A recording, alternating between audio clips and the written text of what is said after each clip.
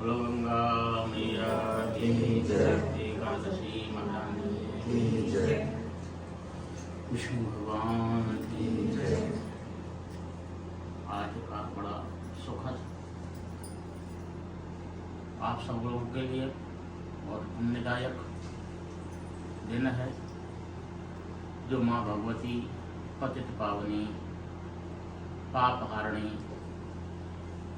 माँ गंगा की परम सुरम्य धरा पर उनकी गोद में बैठ कर के आज हम सब निर्जला एकादशी महात्म्य व निर्जला एकादशी व्रत कर रहे हैं। एक बार 84 यज्ञा ऋषियों ने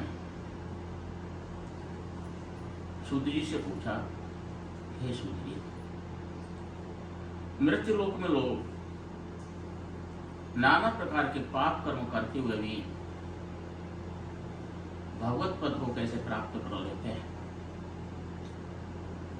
वो किस तरह से भगवान के परम पद को प्राप्त हो जाते हैं?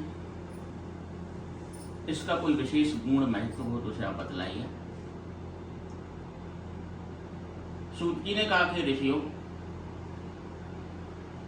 एकादशी का व्रत रखने से सभी पापों का शमन हो जाता है। इसी कथा को आगे बढ़ाते हुए सूत जी ने कहा कि एक बार भीमसेन ने यही प्रश्न श्री कृष्ण द्वापर व्यास जी से किया था। भीमसेन बोले कि पितामह, माता कुंती, भ्राता युधिष्ठिर, अर्जुन, नकुल, सहदेव सभी भाई एकादशी का व्रत रखते हैं और मुझसे भी एकादशी व्रत रखने के लिए कहते हैं, पर मैंने कहा कि भैया,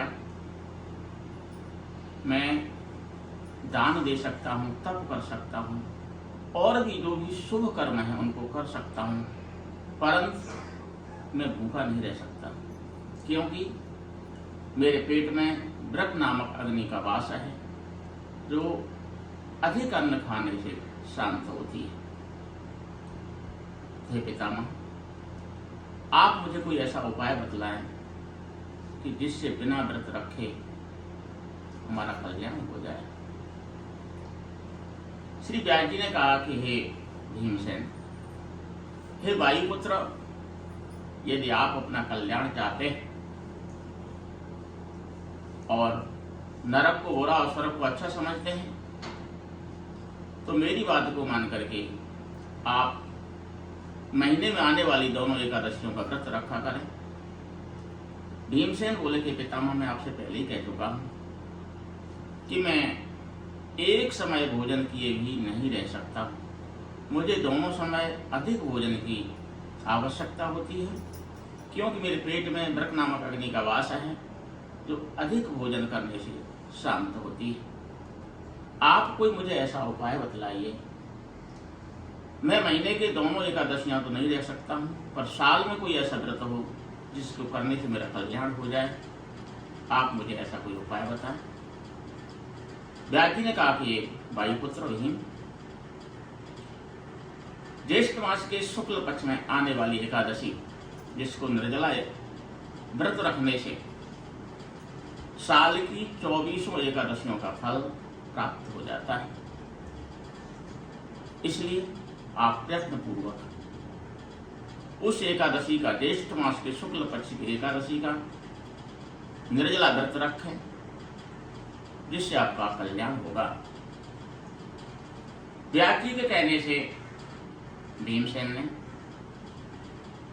ज्येष्ठ मास की शुक्ल पक्ष की निर्जला एकादशी के दिन निर्जल व्रत रखा, यानी इसमें जल भी नहीं पिया।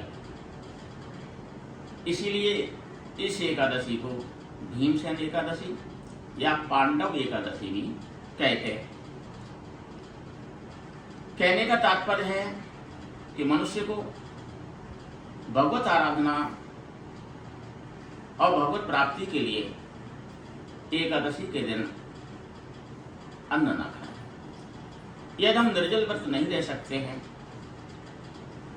तो अन्न के दोष से बचने के लिए फलाहार लेकर के या दुग्धाहार लेकर के इस व्रत को अवश्य करें।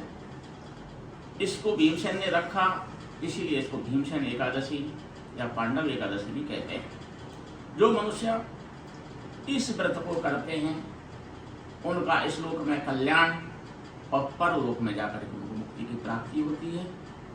बोलो एकादशी महारानी।